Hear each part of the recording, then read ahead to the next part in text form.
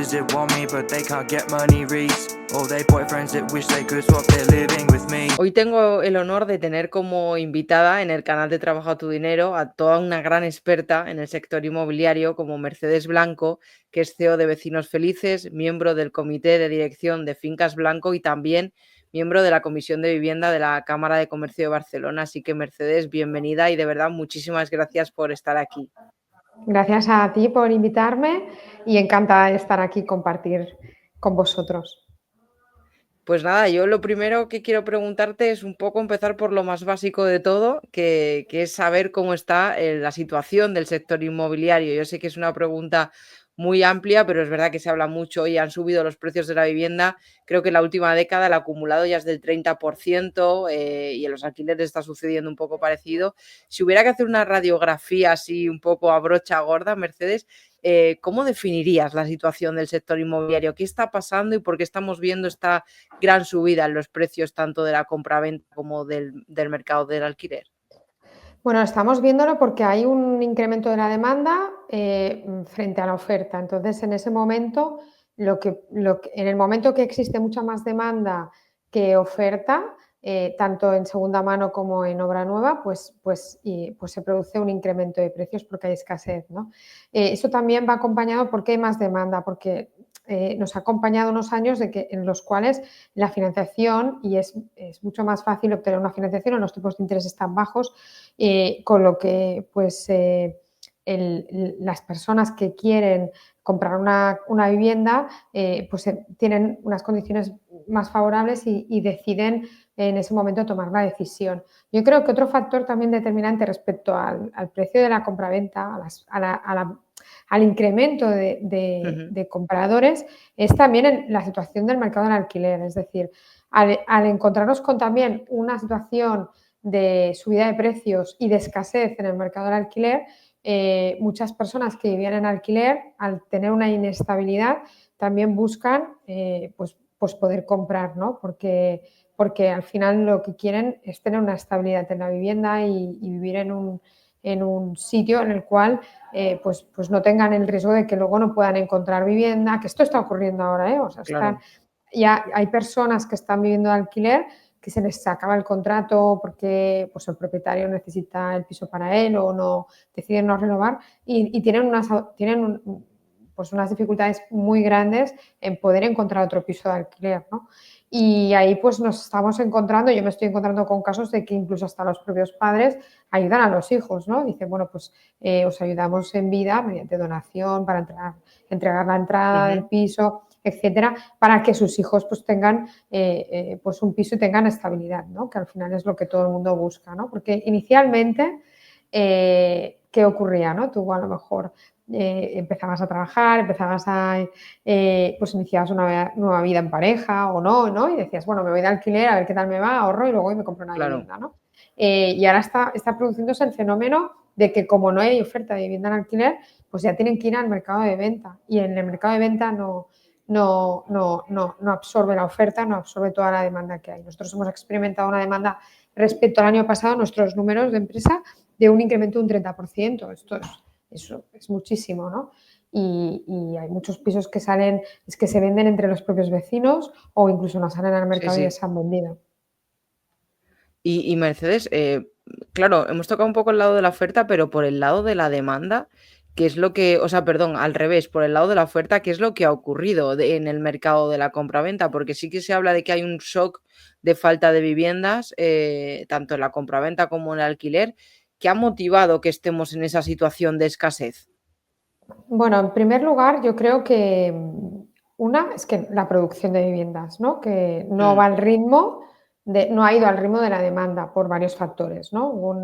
Se ha producido obra nueva en los últimos años que vienen derivadas de suelos que existían o que estaban disponibles de años anteriores, pero lo que es producción de suelo, es decir, todo lo que es a nivel urbanístico, pues no ha llevado el ritmo que debería y luego va más lento de lo que debería también, pues porque por todo lo que es la tramitación digamos, de licencias, etcétera, pues tarda más tiempo, con lo cual desde que se inicia un proyecto hasta que está disponible, pues pasan varios años y esto pues no va acompañado con la demanda.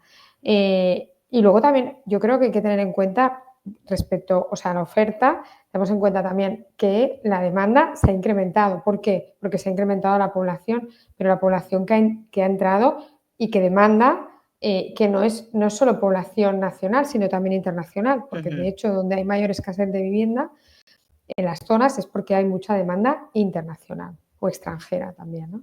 Y no sé, espero haberte respondido a la pregunta, si no, pregúntame Sí, más en sí. detalle. Te... No, quería preguntarte precisamente por el hecho de por qué se ha dejado de construir, porque es cierto que en España, pues durante los años 90 y durante el principio, sobre todo de este siglo, vimos como un boom en la construcción, ¿no? De la famosa burbuja inmobiliaria que se construía en todos los sitios. Y de hecho, yo a todos los que nos están viendo les recomiendo revisar un gráfico de la concesión de visados de obra nueva que tú comentabas, como a partir de la crisis de 2008 se ha desplomado y sigue muy bajo a pesar de que el último año remontó. Sí. ¿A qué se debe esto? ¿Es por algo regulatorio, por alguna normativa o porque es más caro construir? Es que, claro, yo creo que a todos los que estamos fuera nos preguntamos, ¿y por qué no se está construyendo si hay esta fuerte demanda de vivienda? Bueno, se ha construido en los últimos 6 años, yo creo que, o más, se ha construido bastante, ¿no? Lo que, de suelo disponible, que existía anteriormente. Y Ujú. ahora el tema es que tiene que haber una modificación regulatoria para facilitar pues un poco la posibilidad de construir en suelos colindantes o que sea todo mucho más ágil a la hora de poder iniciar un proyecto, ¿no? Entonces, el tema es básicamente la dificultad desde que se adquiere el suelo hasta que realmente se arranca el proyecto, o sea, de construcción, luego se construye y se realizan las preventas o las ventas correspondientes y luego se entrega. Hay unos timings con un riesgo importante a nivel financiero de cara a los promotores, ¿no? Claro. Y luego tienen que soportar los costes de construcción que se han incrementado últimamente Ujú. y con un margen de beneficio, porque al final son empresas que las empresas lo que buscan es obtener un beneficio. Esto solo se pueden embarcar cuando tienen garantizada la rentabilidad y el precio y la demanda lo garantizan. Y eso previamente tiene que ir acompañado a que efectivamente exista suelo disponible, ¿no? Y que ese suelo que sea disponible, que esto es muy importante, también la posibilidad de edificarlo, pues la demanda existente en esa zona o subyacente absorba ese suelo. No sé si me he explicado bien, ¿no? Porque tú puedes tener un suelo disponible con una regulación de una edificación determinada, que igual haces los Ujú. números y no te sale el coste, no te sale versus la demanda o la capacidad de compra que hay en esa zona determinada, ¿no? Porque para las empresas constructoras, promotoras que has mencionado, los procesos burocráticos, ¿cómo son? Si se han quiero decir, si se han también dificultado en los últimos años porque se hayan aprobado más regulaciones que impidan ese boom que hubo antes de la crisis, y también si es por ese aumento del coste, si tiene que ver algo la regulación o ha sido el propio mercado o a qué se debe todo esto. Bueno, básicamente lo que se ha dado es que en las concesiones de las licencias, pues en algunos casos, no digo que sean todos porque es ámbito local, pues ha habido retrasos temporales, que eso ha implicado que en ese momento, es decir, desde que tú compras el suelo, lo que he comentado antes, y desarrollas el proyecto, y solicitas la licencia, pues pueden transcurrir X meses, no quiero decir un número determinado, que es lo que implica, pues es un retraso luego en el comienzo de la ejecución de la obra y en el desarrollo, que la obra sí que tiene sus tiempos, ¿no? Porque al final es la construcción, es la Claro, elaboración de esos edificios. claro. Y la rentabilidad para los promotores y demás, ¿también ha menguado por ese aumento de los costes o por los trámites, impuestos y demás? ¿O qué ha pasado con esta rentabilidad? Bueno, en el momento que cuando adquieres o sea, adquieres un suelo para construirlo, que siempre va, pues normalmente va aparejado con financiación y todo implica una demora de tiempo. En el momento que hay una demora de tiempo, incrementa los costes financieros, por lo tanto baja la rentabilidad. Es decir, lo que diría aquí es que si los tiempos agilizan, pues todo es mucho más fácil y con lo cual no es necesario luego incrementar ese precio porque ya sale la rentabilidad. Claro, entonces por eso también se me ocurre la pregunta de si está fallando algo por parte de la regulación y de los que hacen las regulaciones, supongo que también a nivel autonómico como nacional, porque parece que por el lado de la regulación y de la burocracia parece que hay un freno, ¿no? A que se construya más para tratar de solucionar este problema que estamos teniendo. Sí, bueno, esto es un tema que hay que estudiar y sobre todo desde todos los ámbitos, ¿no? Pero cómo agilizar los plazos burocráticos, ya sea a través de una declaración, bueno, hay opciones para que se agilicen los tiempos, o sea, agilizar los Ujú. trámites, perdón, para que se agilicen los tiempos y no nos encontremos con estas demoras de plazos en otorgamientos de licencias, ¿no? Vuelvo a repetir que no es en todas las localidades ni en todos los emplazamientos igual, pero hay en determinados que condicionan porque van más lentos por falta de recursos en el propio ayuntamiento o por circunstancias X. O sea, no. Pero claro, si esos plazos fueran más ágiles, todo sería mucho más fácil. Claro, entonces, si nos metemos un poquito en las soluciones de qué se podría hacer para aliviar esto, ¿crees que se puede hacer algo tanto por parte del ente público como también por parte quizás de una financiación más flexible por parte de los bancos a la hora de conceder créditos promotor y demás? ¿O qué soluciones pueden ponerse sobre la mesa para aliviar un poco, tanto en el corto como en el medio plazo, el problema que hay?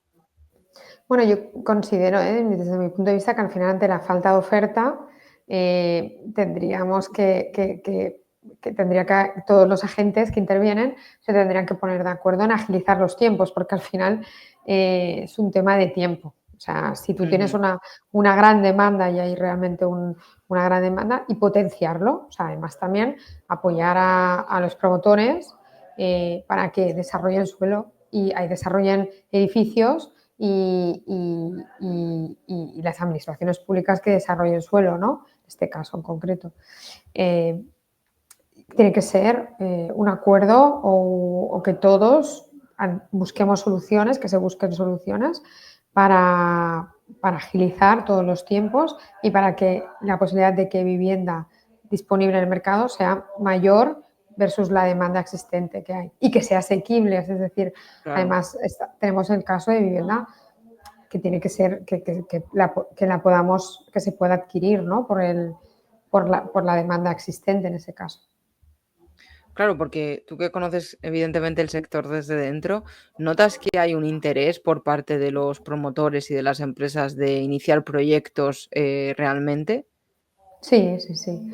Hay interés, hay voluntad también de colaborar con las administraciones públicas para construir vivienda asequible, es decir, el promotor lo que quiere es desarrollar su Ujú. trabajo, ¿no? Al final lo que buscan es encontrar proyectos que los puedan realizar, que para ello disponen de la estructura suficiente y del know-how y del expertise y que además piensa que son empresas que tienen que van vendiendo, van fabricando, o sea, al final son Claro, fabricantes de casas, ¿no?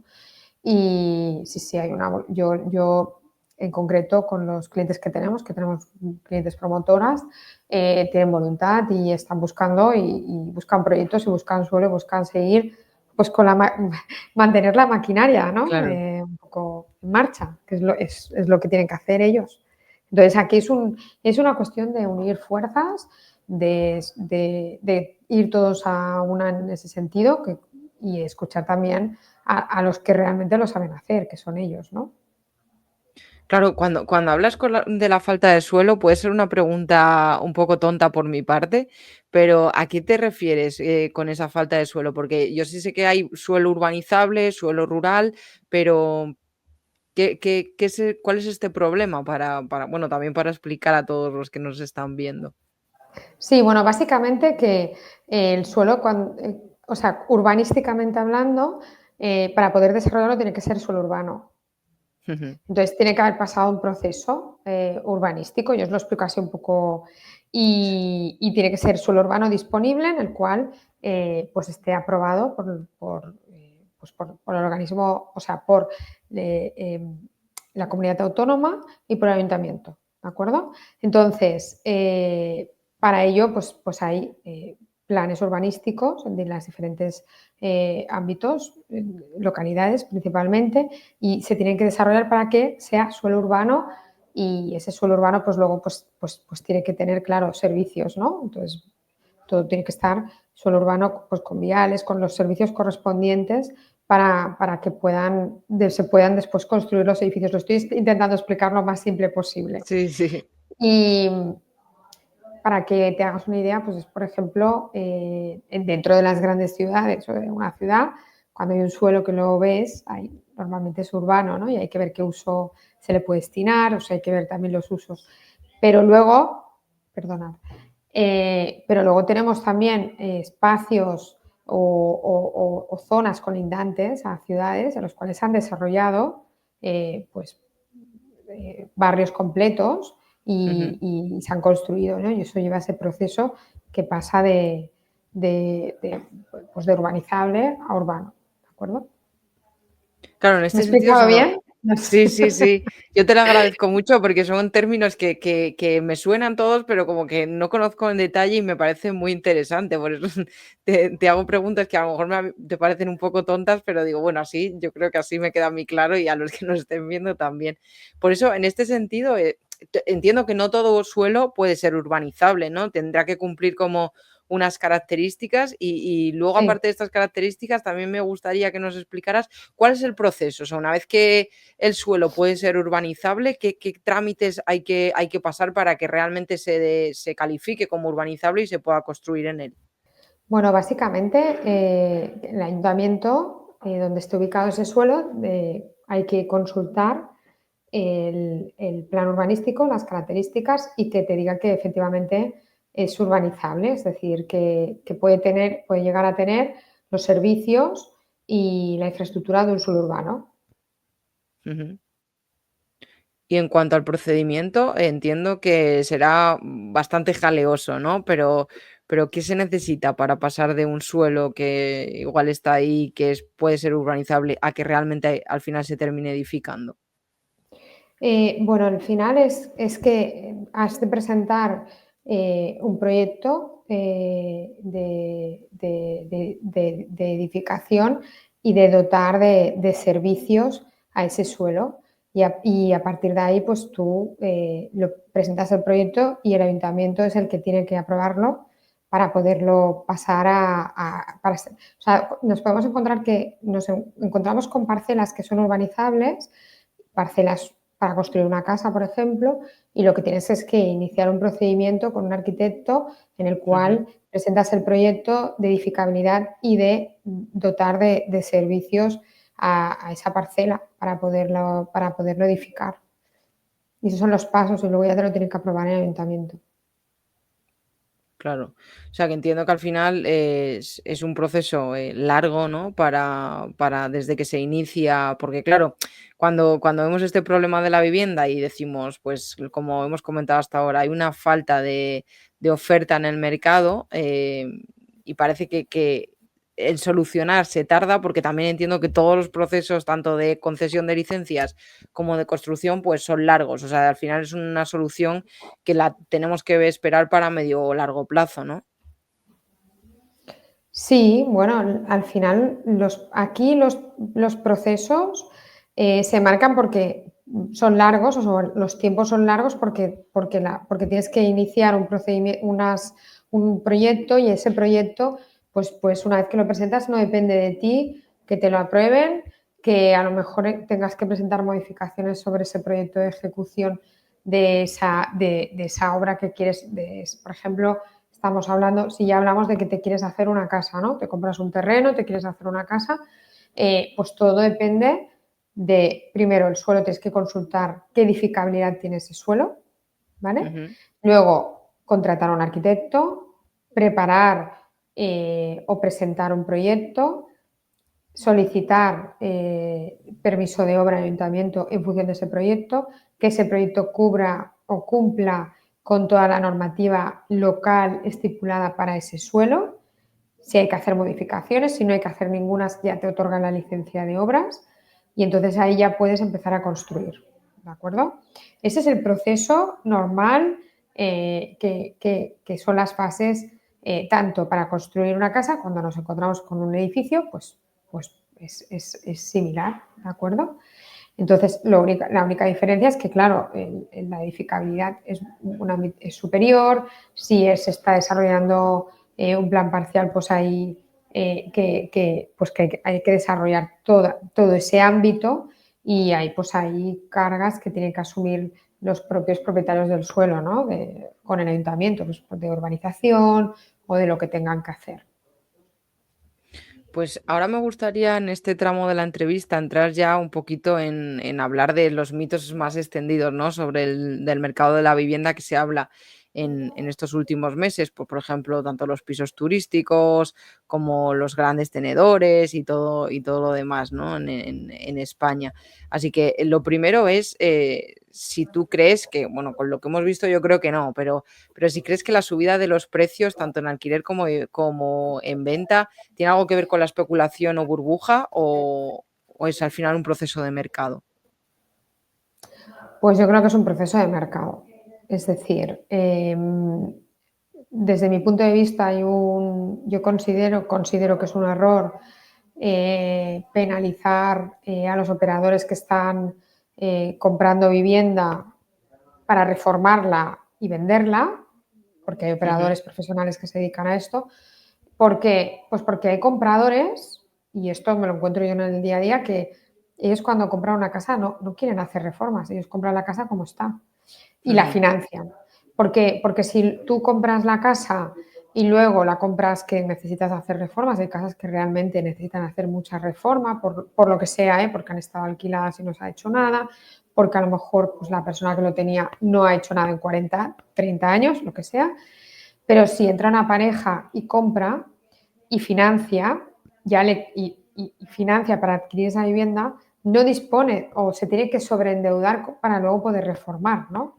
ujú. Entonces, lo explico así y luego aparte el inconveniente de entrar a comprar una casa y tenerla que reformar, ¿no? Porque hay muchas personas que lo que quieren es entro Claro. y entro a vivir, ¿no?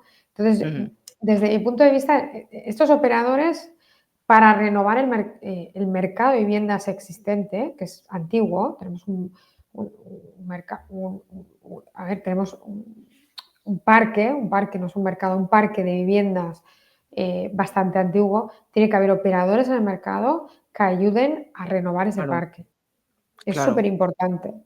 Igual que hay que potenciar la obra nueva, es importante que apoyemos a operadores que hagan, que rehabiliten, igual que hay que apoyar, que esto nosotros que llevamos edificios, el apoyar a las comunidades de propietarios a la puesta a punto de esos edificios también. Porque si no, nos encontraremos que tendremos un parque de viviendas muy envejecido y claro. en mal estado. Entonces, eh, desde mi punto de vista es importante potenciar, ayudar, no ver a estas empresas. Bueno, es que, claro, es que las empresas son para tener un beneficio, ganar dinero, pero también vamos a ver también el lado positivo que aportan en Claro, ámbito general, ¿no? Sí, claro que ganan dinero, pero también ayudan a tener viviendas mejor mantenidas o mejor, en ese caso, pues porque cambian las ventanas, baja, o sea, toda la calificación energética de ese inmueble mejora. Entonces, en el fondo, si sumamos todo esto, es un beneficio también, ¿no? Es mi opinión en este caso. Otro de los mitos en este sentido que se ha hablado mucho es que hay mucha vivienda vacía y que no se necesita realmente construir tanto porque hay muchos pisos vacíos, ¿no? Muchas veces en redes sociales y demás es como una corriente extendida. Entonces te pregunto si esto es cierto, si hay mucha vivienda vacía en España y si reformarla, como has comentado, solucionaría el problema o no hay tanta vivienda vacía. Entonces, ¿qué de verdad y de mentira hay aquí? Bueno, realmente, mira, no desconozco si hay un censo de vivienda vacía, yo creo que no lo hay. Lo que sí que percibo, yo lo que veo es lo que vivo en el día a día, ¿no? Y no veo tanta vivienda vacía. ¿Por qué? Porque por circunstancias, pues hay los edificios, por lo menos nosotros en los ámbitos en los que estamos trabajando, nos encontramos que no nos encontramos con edificios con viviendas vacías al contrario, nos Ujú. encontramos, se puede puntualmente tener una vivienda cerrada porque una familia decide tenerla, pero cada vez menos, porque hay riesgo también de ocupación. Con lo cual, te puedo decir que no hay, o sea, es más, es que están disminuyendo, ¿no? Aquellas familias que tenían el piso por si acaso, tal, no nos podemos encontrar igual en los centros de grandes ciudades debido a la compra de internacionales que compran viviendas, pero de un perfil adquisitivo más alto y que vienen temporalmente, puede ser el caso. Pero en zonas donde la mayoría son vivienda habitual, no. Sí que hemos visto, derivado de la crisis inmobiliaria anterior, a lo mejor estructuras sin acabar, edificios sin acabar, ya se han acabado, se están acabando, es decir, esto ya está desapareciendo. Y también nos encontramos viviendas vacías en ese momento, pero esto Ujú. yo ahora no lo percibo así. ¿Y qué impacto ha tenido en el mercado de la vivienda tanto la explosión de los pisos turísticos, ¿no? Como la llegada, pues, de grandes tenedores a través de fondos de inversión? Porque muchas veces, pues, también se señala con el dedo tanto, pues eso, a los pisos turísticos como a los fondos de inversión, como los causantes de la subida de los precios, ¿no? Entonces, tú que lo ves mejor desde dentro, ¿qué impacto realmente es tan grande el impacto de estos agentes en el mercado? Mira, aquí tengo un dato que me gustaría decirlo, ¿no? Que la media española de viviendas en venta destinadas a turismo se sitúa en un 3,72%. Y las viviendas de alquiler turístico representan un 10% del mercado inmobiliario del alquiler. O sea, sí, del alquiler, un 10%. Si lo analizamos, no es, bueno, si lo ves como grandes Ujú, números, no es tanto. Es decir, en el tema turístico, o sea, ahora, por ejemplo, que se ha tomado la medida de suspender las licencias turísticas aquí en Barcelona en 2028, ujú. es una medida que sí, que pondrá en el mercado vivienda, vivienda que está de alquiler turístico, pasará a ser o de alquiler tradicional o habitual, de vivienda habitual, o pasará directamente a la venta, ¿no? Porque dependerá de cada propietario qué es lo que decida, ¿no? Y sí que habrá un mayor número de vivienda disponible, pero tampoco es un porcentaje tan alto versus la demanda existente, ¿de acuerdo? Es decir, aquí es una medida más, una medida, pero no es el detonante. El detonante es muy sencillo. El detonante es mucha más oferta, un incremento de población. Estamos hablando que hay en ciudades que se ha incrementado 1 millón de personas, el incremento. Entonces, Ujú, esto es que es incremento de población, incremento de demanda, ¿de acuerdo? No, y con lo cual, incremento de demanda que no absorbe la oferta a esa demanda. Respecto a los fondos hicieron un trabajo, recordemos todo lo que pasó con los inmuebles que pasaron de los bancos y entraron ujú, aquí, que hicieron, pues hicieron un trabajo importante en su época porque adquirieron mucho producto adjudicado bancario y estos los acabaron o los pusieron en alquiler, porque además mucho fue destinado a vivienda de alquiler, e hicieron han hecho un trabajo de adquisición de activos bancarios que venían de una situación que hemos vivido.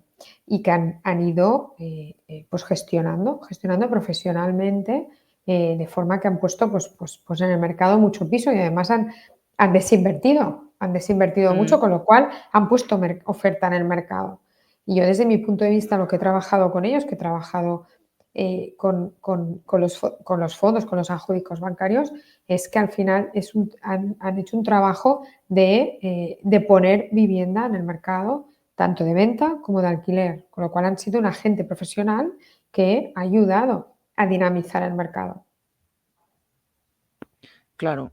Y luego, por otro lado, en el tema de los mitos está el control de precios, ¿no? Porque en algunas regiones sabemos, para quien no lo sepa, en España la regulación del tema de vivienda, la mayoría cae en las autonomías, entonces es verdad que hay aunque el gobierno, desde el gobierno central, la ley de vivienda, que se aprobó no sé si hace 2 o 3 años, quisieron como imponer una especie de control de precios o que no subieran tanto. Luego ha habido comunidades que lo han aplicado a su manera, otras que no lo han aplicado. ¿Esto realmente está funcionando o puede funcionar? Porque algunos, por ejemplo, Berlín, tuvieron un problema muy grande con este control de precios.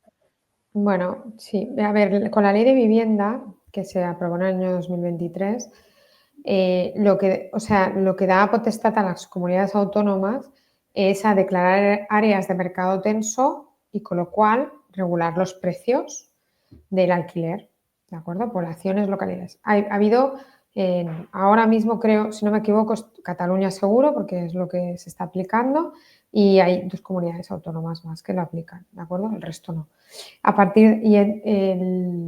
La regulación lo que hace es, pues, básicamente establecer el precio de un inmueble. Hay unos parámetros mínimos y máximos de alquiler en base a determinadas características y hay un índice que te lo regula. Tú ya sabes perfectamente por cuánto, o sea, vas a poder alquilar ese piso, ¿vale? Lo explico así muy básicamente, ¿de acuerdo? Tiene su lado positivo y su lado negativo, desde mi punto de vista.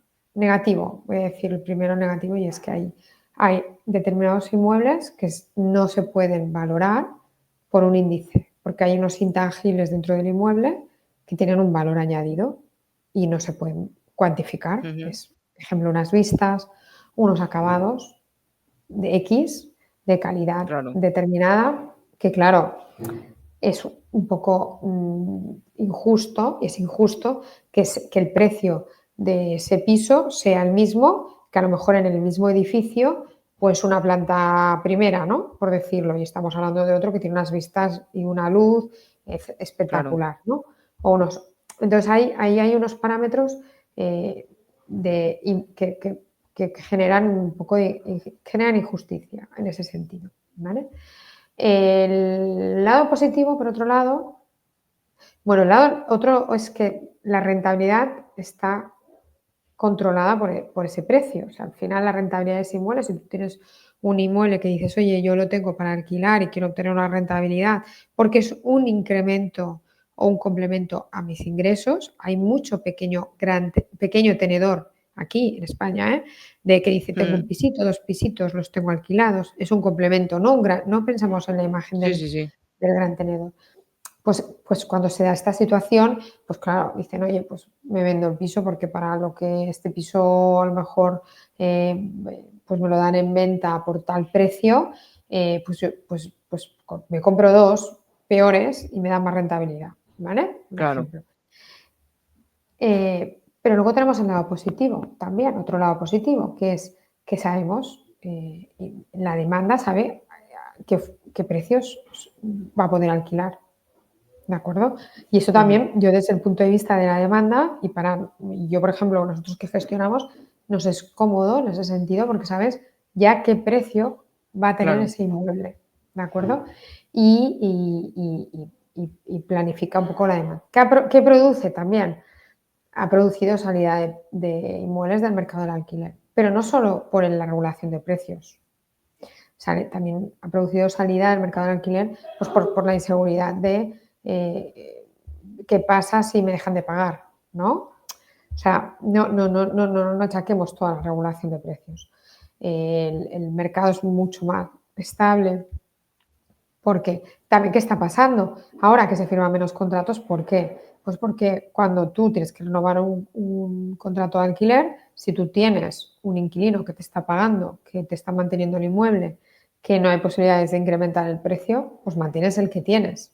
O Ujú. sea, no dices, bueno, pues no lo renovo porque voy a intentar pues alquilarlo por más, ¿no? Entonces, también hay un mercado como más estable en ese sentido. No se firman nuevos contratos, pero se mantienen los que hay. Claro, en este sentido también, y otro de los grandes mitos que hay es, bueno, mitos o realidades en este caso es la ocupación, ¿no? Realmente cómo está impactando si el riesgo es tan grande, porque uno de los motivos por el que hay pisos que están saliendo del mercado del alquiler es porque a los propietarios a día de hoy les da miedo alquilarlo en base a la regulación que hay en España, por lo que acabas de mencionar, de si el inquilino me deja de pagar, ¿qué hago, no? Porque el riesgo es alto. Sí, bueno, existe sí, realmente y aún hay un temor de qué pasa si tengo un impago y cómo lo voy a afrontar. También han salido herramientas, es decir, pues hay seguros que cubren este temor a la insolvencia, es decir, que a la insolvencia o al impago, perdón, del arrendatario, y seguros que cubren eso, porque claro, hay propietarios que si tienen una hipoteca, pues es una preocupación si el inquilino les Ujú. deja de pagar, ¿no? Y eso por un lado, y luego pues claro, los tiempos legales de los procesos de desahucio, Claro. que son largos y implican un riesgo y un coste, ¿no? A no ser que lo tengan cubiertos por un seguro.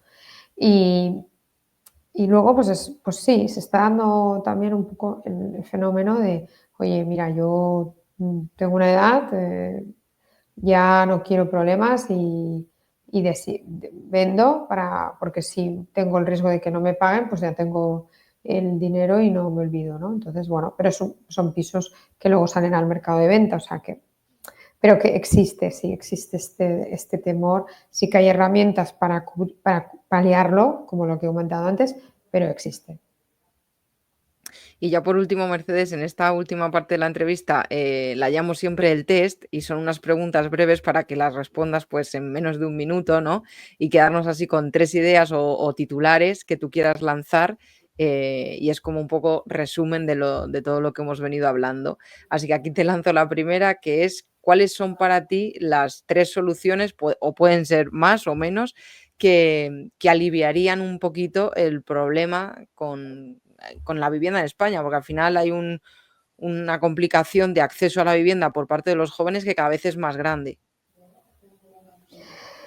La primera es potenciar la construcción de vivienda, o sea, y también la segunda es potenciar la colaboración público-privada de vivienda asequible, porque hablamos de construcción de vivienda, pero también quiero hablar de vivienda asequible porque es muy importante para el acceso de la gente joven. Ujú. Y potenciar el mercado del alquiler para o sea, a los propietarios del mercado de alquiler, porque sin producto la oferta no está cubierta, con lo cual yo creo que hay una parte aquí que el propietario tiene que estar, pues bueno, que potenciar para que exista vivienda de alquiler, tomar medidas o incentivos para, igual que incentivar a la gente joven en la tributación, en la adquisición de su primera vivienda, eso está claro, ¿eh? O potenciar, ayudar a la gente joven a todo esto. Pero es que si no hay oferta, por mucho que ayudes, Claro, no puede. O sea, tú puedes decir, bueno, incentivo fiscalmente a los jóvenes para que paguen menos impuestos, tal. Pero si no hay oferta, no pueden comprar o no claro. pueden alquilar. Entonces, no es la solución. La solución inicial es que exista oferta y también todo lo demás, potenciar a la gente joven. En este sentido, entiendo que si no se hace nada o no se toma ninguna de estas medidas que tú acabas de mencionar y que me parecen muy sensatas, la verdad, ¿qué puede pasar con los precios de la vivienda en los próximos años? Porque entonces seguiremos viendo un aumento, ¿no? En compraventa y en alquiler. La previsión es que sí, la previsión es que siga incrementándose el precio por lo menos de venta, porque hasta que no se estabilice la oferta con la demanda. Y de alquiler no te puedo decir, porque alquiler si está regulado o no, se mantendrá precios en las zonas reguladas, y en las no reguladas, pues es posible que sí, que se produzca ese incremento. La siguiente pregunta es, ¿cuáles crees que han sido los errores que se han cometido por parte de quizás de la administración en los últimos años para no llegar a la situación en la que estamos? Eh, Bueno, yo creo que el error es la falta, o sea, al final la demografía hay que tenerla en cuenta, porque la demografía pues te pide, o sea, el incremento demográfico te pide incremento de servicios, incremento de vivienda, y es un factor a tener en cuenta, muy importante. Y todo también va vinculado, a veces crecimientos demográficos vinculados a turismo, zonas turísticas. Tenemos un país maravilloso con muchos puntos positivos que Ujú. atraen a que vengan a vivir muchas personas de otros países. Y yo creo que esto hay que tenerlo en cuenta, porque luego, si no se tiene en cuenta, los perjudicados son los locales de esa zona. Y esto es lo Claro. que está ocurriendo en determinadas comunidades o poblaciones o comunidades autónomas, o que está ocurriendo en Baleares, por ejemplo, o que es un ejemplo, pero que al final se está produciendo una expulsión de los locales hacia otras zonas porque no pueden vivir en esa zona, ¿no? Entonces, esto es una previsión que tiene que tener la administración pública. Y luego, pues Y ya todo lo demás aparejado, pues poner suelo disponible, etcétera, para poder edificar. Perdón. nada, nada, nada. Y ya por último, Mercedes, ¿qué consejo le darías para alguien que se quiera comprar ahora una vivienda? Alguien que sea joven, tanto para él solo como con su pareja. ¿Qué es más recomendable ahora mismo? Lo que has comentado de comprar una que esté a lo mejor en peor estado, reformarla. ¿Qué consejo? ¿Qué ves tú más inteligente o qué le recomendarías? Bueno, yo lo primero es que cuando una persona decide comprarse una casa o decide comprarse su primera casa o cambiar de casa, tienen que tener muy claro lo que yo siempre digo, tienes que tener claro el perfil de lo que quieres, es decir, y lo que puedes pagar. Súper importante, Ujú, porque tú puedes querer algo que no lo puedes pagar, ¿no? claro. Entonces, a partir de ahí es, oye, ¿qué es lo que me gustaría y qué es lo que puedo pagar? ¿Qué capacidad de pago tengo? ¿Cuándo me puedo endeudar? Si tengo capacidad de ahorro. Estos factores son importantes, cómo quiero vivir, y a partir de ahí decidir zona y- y- y en base a esa zona y la oferta disponible en esa zona, características de metros que quiero, etcétera. No siempre va aparejado lo que me gustaría con lo que puedo, y tenemos que ser conscientes de lo que podemos. Lo dejo Y ahí. ya Y ya por último, para despedir la entrevista, Mercedes, esto ya no tiene nada que ver con el mercado de la vivienda. Siempre a los invitados les pregunto por algún hobby que les haya ayudado a su crecimiento personal o a desconectar del día a día. Hay muchos que han venido por aquí y me han dicho, pues mira, caminar por la naturaleza. De hecho, el último entrevistado, que fue Antonio Castelo, me comentó hacer coleccionismo de Scalestri, por ejemplo, o sea, que puede ser unos hobbies muy variados. Así que yo te pregunto, ¿qué te ha ayudado a ti o qué te ayuda en tu día a día? En mi día a día, ¿qué me ayuda? Pues uno es caminar, porque es una manera en mi caso, de pensar y de meditar. Aquí, ahí lo dejo. Y luego, pues básicamente intentar, pues a mí es que me apasiona mucho lo que hago, entonces viajo y sociabilizo mucho también. Y me encanta, pues, cuando viajo, ver cómo está el mercado inmobiliario en esas zonas. No puedo evitarlo. Es algo que me encanta, y cuando lo llevas en la sangre, estás todo Claro. el día viendo y viendo los edificios y viendo cómo son las estructuras, cómo se han organizado urbanísticamente, o las ciudades, etcétera. Y luego también siempre estoy investigando nuevas formas de vivir que creo que cambiarán en los próximos años, y cambiará también los modelos el formato de modelo de casa o de como la tenemos contemplada nosotros antiguamente va a cambiar, porque cambian las formas de sociabilizar, vamos a ir a espacios más pequeños con zonas comunes, compartidas, es lo que yo veo de cara a futuro. Ah, qué interesante esto último que has comentado, la verdad. Pues nada, Mercedes, muchísimas gracias por haberte pasado por el canal de Trabaja tu Dinero. Yo creo que ha quedado más claro lo que está pasando con la vivienda en España y cuáles son esas posibles soluciones. Así que de verdad que muchísimas gracias. Gracias a ti por invitarme y espero que os haya podido ayudar en algo.